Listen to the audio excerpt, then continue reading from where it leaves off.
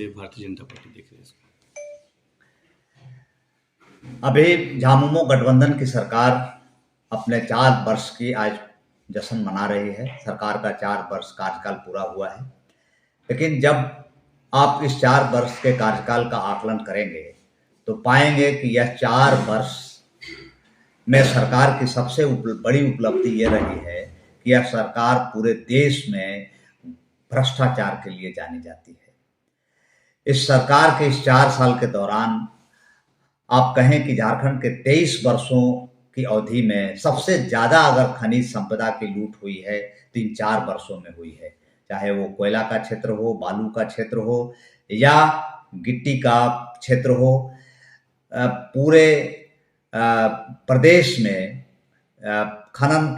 उत्खनन के लिए, अवैध उत्खनन के लिए ये सरकार जानी जाती है और इस सरकार में 2 वरीय आईएएस अधिकारी भी जेल गए हैं, जो भ्रष्टाचार की चरम सीमा को दर्शाता है।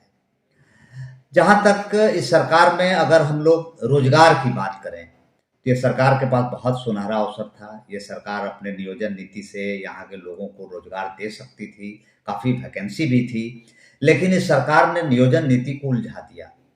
ये सरकार, आपको पता है कि वर्ष 2021 में अपने नियोजन नीति से हिंदी को हटा दिया, जबकि यह राज्य हिंदी भाषी है।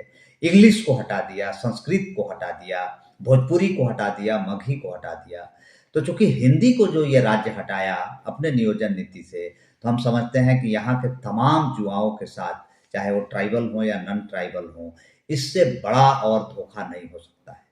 बाद में माननीय उच्च न्यायालय के आदेशानुसार हिंदी वापस आया, तो मैं उच्च न्यायालय को धन्यवाद देता हूँ। साथ ही साथ ये सरकार 1932 का खतियान जो 2001 में ही खत्म हो चुका था, जो 2001 में ही हाईकोर्ट के द्वारा निरस्त हो गया था, उस 1932 के खतियान को फिर से ला करके एक बार फिर से युवाओं में बाहरी भीतरी का बीज बो दिया, युवाओं को बांटने का काम किया। हम समझते हैं इससे राज्य के युवाओं को कोई भला होने वाला नहीं है। भले ही एक तबके को लगता है, क्योंकि मैं खुद झारखंडी हूँ, झारखंड का 1932 का खतियानधारी हूँ, भले ये लगता हो कि इससे बहुत कुछ मिल जाएगा, लेकिन मेरा मानना है कि यहाँ के युवा इस नीति से उलझ के रह गए हैं। जहां तक विकास का पैमाना है, तो ऐसा कोई भी उल्लेखनीय कार्य इन 4 वर्षों में नहीं हुआ है जो सरकार पूरे देश में कह सकती है कि विकास के पैमाने पे ये खरा उतरा है। जहां तक लॉ एंड ऑर्डर और उग्रवाद का समस्या की बात है, तो हम कहेंगे कि लॉ एंड ऑर्डर के फ्रंट पर भी यह सरकार फेल हो चुकी है। आपको जान के आश्चर्य होगा कि एनसीआरबी के रिपोर्ट के अनुसार 2022 में, पिछले वर्ष, पूरे देश में हत्याओं की संख्या सबसे ज्यादा पर लाख पॉपुलेशन झारखंड में है।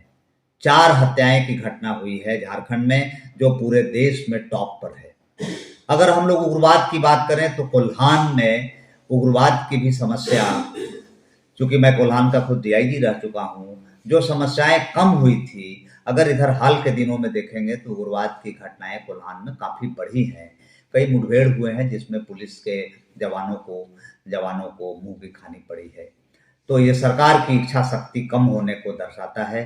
सरकार में दृढ़ संकल्प नहीं है, न तो विकास हुआ, न रोजगार मिला, न स्थानीय नीति स्पष्ट हो सकी। तो सभी पैमाने पर मैं मानता हूं कि सरकार विफल रही है।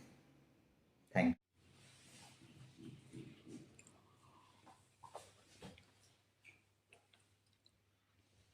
नीचे रखो।